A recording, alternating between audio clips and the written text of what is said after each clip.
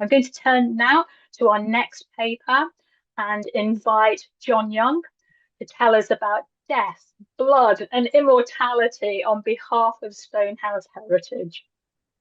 So Hi we can there, see everybody. your we can Yeah, we I'm can just. we can see your slide, but it's not quite full screen yet. Oh, Perfect, how John. are we You're now? there. Yeah, Okay, perfect. perfect. Thanks for having me along this afternoon. I think it's been really inspiring so far to just see so many other community groups like ourselves and what they're doing and learning from one another. But today I'm going to tell a couple of stories about graveyards. But before I do that, it might be worth just giving you a wee bit of context to what I'm talking about here in terms of the location. I come from Stonehouse, which is set in South Lanarkshire in the kind of rural area between kind of Larkhall and Straven. And we have a graveyard there, which is the Old Kirk Graveyard, which you can see in a picture. But I'll come back to that picture later on. It might explain why I've got that there. But Stonehouse is actually just off what was the first Roman road built by Agricola. And it's believed that early missionaries established a church here in the Stonehouse area, certainly at least in the 9th century, but possibly earlier.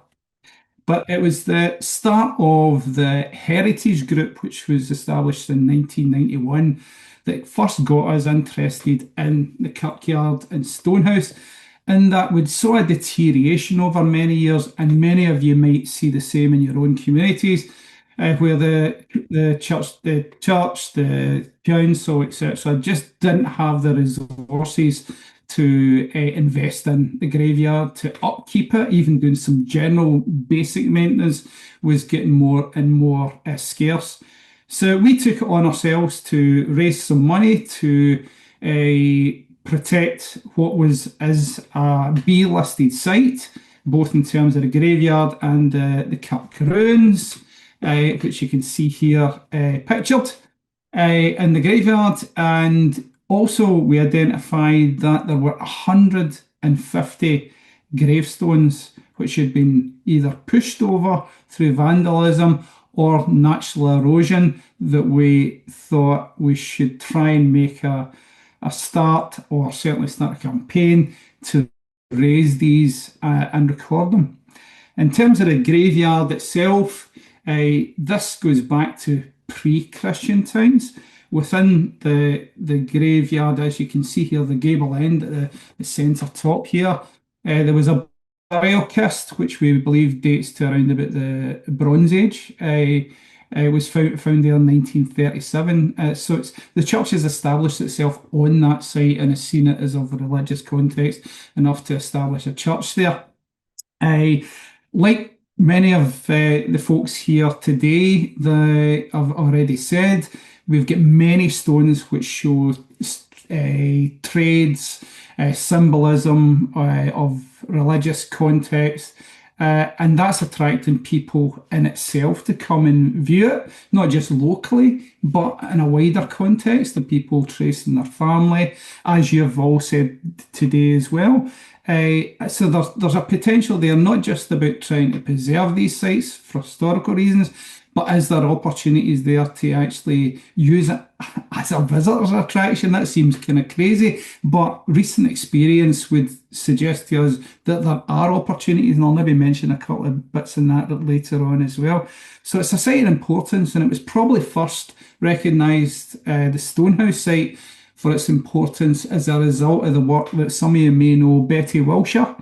And Betty Wilshire was doing significant graveyard studies right across our area and indeed in Scotland, but came to the Stonehouse site 40 years past and recorded some of the more interesting gravestones within our graveyard for national purposes and recording. But the Heritage Group decided in the early 90s that we should really make an attempt to record this site ourselves. Not just the more interesting stones, but all of the gravestones.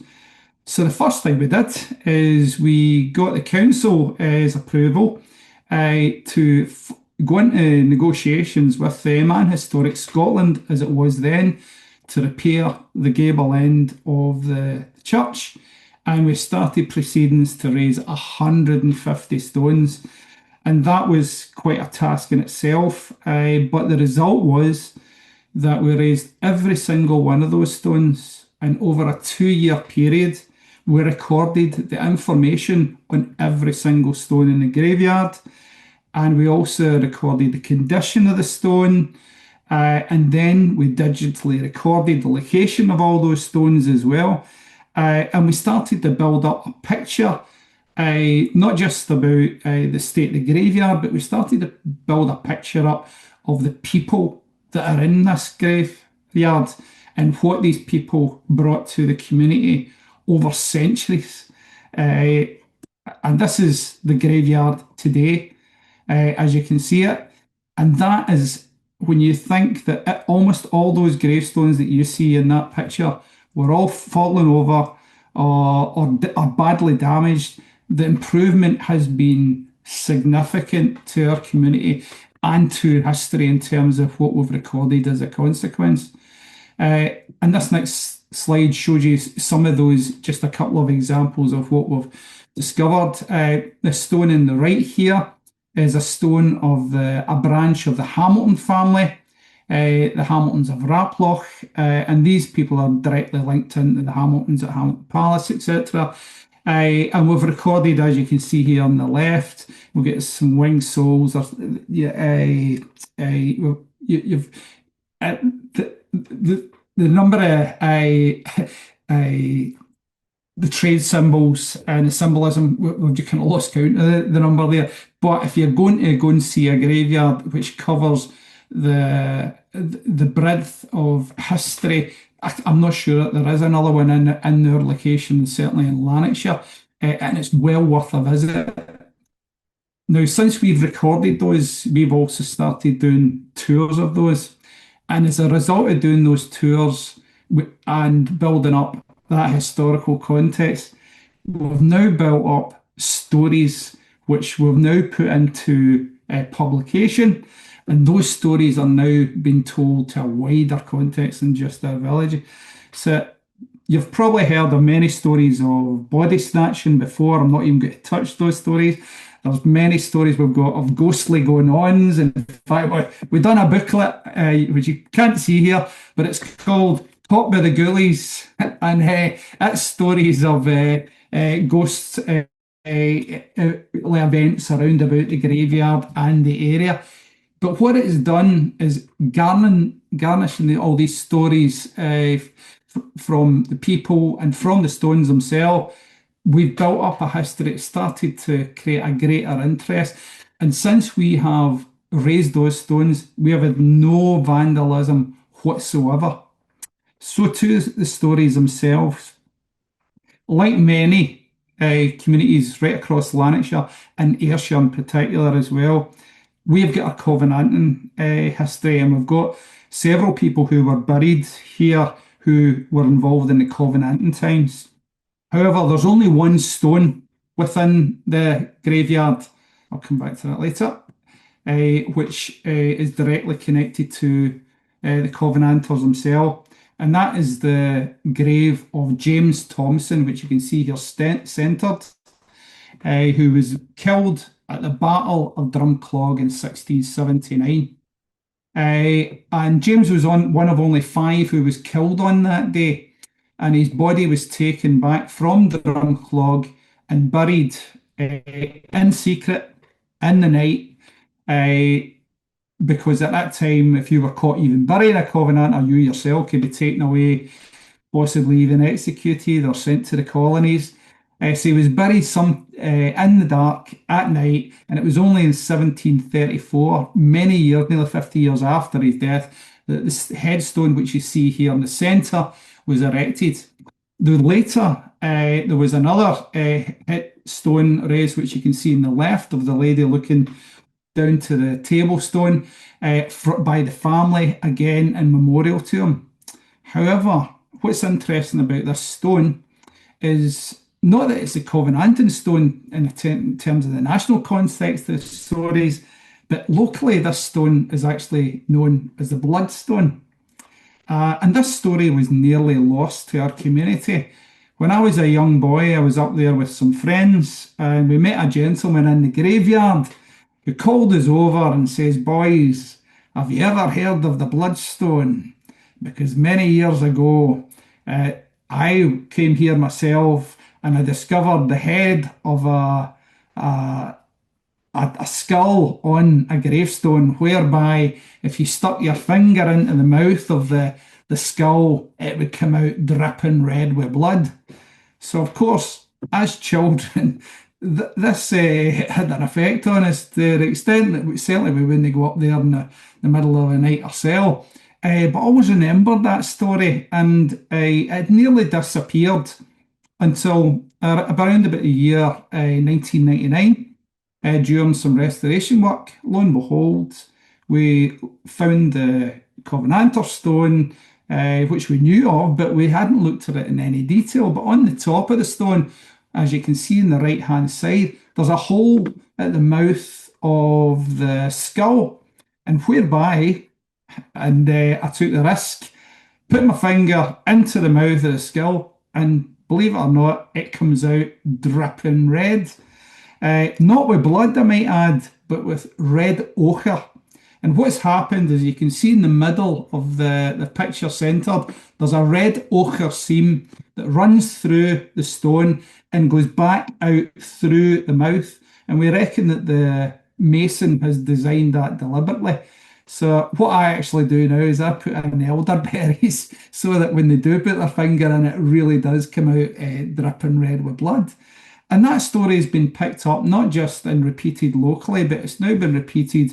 I had to go on to BBC Scotland and do a piece on it as well. It's been told in radio.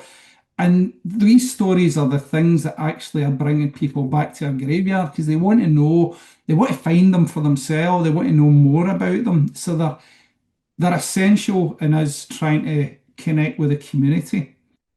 So that's just the story of the Bloodstone. So on to the story of the Covenanters Tunnel. Again, a story which we thought was actually a myth at one time, was told to us over and over again by people certainly back in the 70s and 80s as a community, that there was a tunnel underneath the graveyard. It was decided by the Heritage Group in 2018. In fact, you can actually see Susan pictured bottom right here. In fact, Phil Richardson's centre there. We organised a project to try and discover where the tunnel was. And we brought in GeoFizz to try and find out where it was. Unfortunately, we did not find it on that day. However, we knew that it was a fact that it existed, and there's two bits of evidence. One was from an article, an early article in the Hamilton Advertiser, recording that there was a passageway which led from the graveyard outside towards the Avon River, which just adjoins the graveyard, and it was possibly used as an escape route. The second bit of information was from a woman called Margaret Ross in the village, who's no longer with us, who said that when she was going up there in her courting days, and I was wondering where that story was going to go, was that her and her husband John, who was a local bootmaker and also gravedigger, told her that when he was up there doing maintenance on the graveyard, there was a large stone slab whereby they removed the slab, and underneath the slab there was a spiral staircase. And then John was linking that to the stories that I'd also heard, that there was a tunnel underneath the graveyard. Now, unfortunately, we didn't find that tunnel when we done the geophys, and there was talks and much more at that open day. But what we later found, and I don't know if you can see it, is just behind at the top right. There's a photograph which just underneath the Covenanters Tunnel text to the top right there. We took the grass away from that area and we found a large flagstone. And we now believe that that might have been the entrance point or exit point, I don't know, of where that tunnel is. So it's yet to be discovered But for me, what these stories are, it's an opportunity to encourage people to learn more about their graveyard, to respect it more as well in terms of the previous damage that we've suffered. And the evidence for me was essentially in one event when I went up to the graveyard, probably about good 15, 20 years ago now, and some young guys were drinking at the Covenanters monument, and they shouted on me and they says, "Mister, come over here. I want to tell you a story." And I thought, oh no, they're just going to offer me a drink out of whatever the bottle they're having. And right enough, I went over and they did offer me a drink, but they actually then proceeded to tell me the story of the Bloodstone. And I didn't let on that it was myself that had actually recorded it and told the story. But what was interesting that they had all had knowledge of it, and they seemed to actually take pride in the fact that this was part of their community and what we're trying to do as a community and trying to preserve and retell those stories. So this in itself, I think, is a way in which we, and I say we, you out there as well, can take satisfaction in what we're doing is working, but as also use it as an opportunity to get more people involved. And that has worked in that as a heritage group now, we go up there and we do maintenance on the graveyard. The council take a greater involvement in doing more maintenance as a result of us doing it.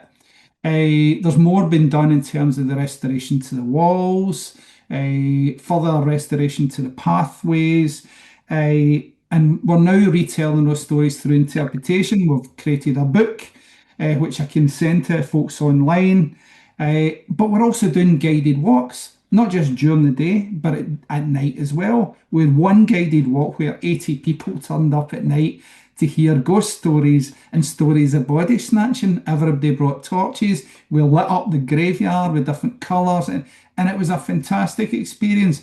But that then led another group within the community who are involved in protecting the local park, which adjoins the graveyard, to do 1 minute to go Halloween. now, John. Yeah, so done Halloween tales. So they're literally getting hundreds passing through, and again those tales are getting retold. So it's about finding new ways to tell our story, and I hope that's been interest to you today. And yeah, there's that's just a picture of it being lit up, and the story goes on. So these two photographs just emphasise what we've done from the start to the finish. The book tells the story of the restoration, and the interpretation here today tells a story to people to find out themselves what you can find in your graveyard. So I hope that's been of interest to you. Thanks very much.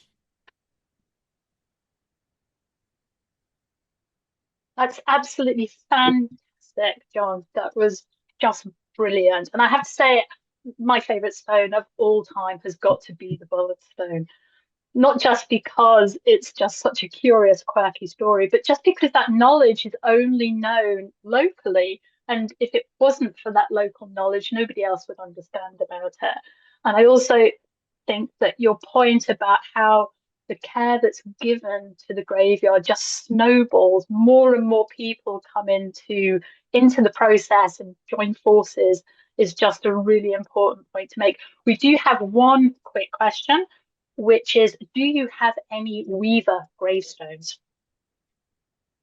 Do you know, it's funny thing is Stonehouse has actually got the last weavers in the whole of Lanarkshire. This is where the silk trade actually ended in terms of Lanarkshire. We haven't got any of weaving, and that's really surprising because they were probably among the more wealthy within our community. In fact, if you go to the National Museum today in Edinburgh, the weaving room that's set up, it's all from Stonehouse. But who knows? Maybe there's more to be found. There are many stones, as other groups will say, as well, that were still to be discovered, still to be dug up. So who knows? Time will tell. Oh my goodness, that's unbelievable because there are so many trade carvings in the churchyard. I never would have known that you didn't have a weaver. Oh Yeah. my goodness. Brilliant. Well, that was wonderful.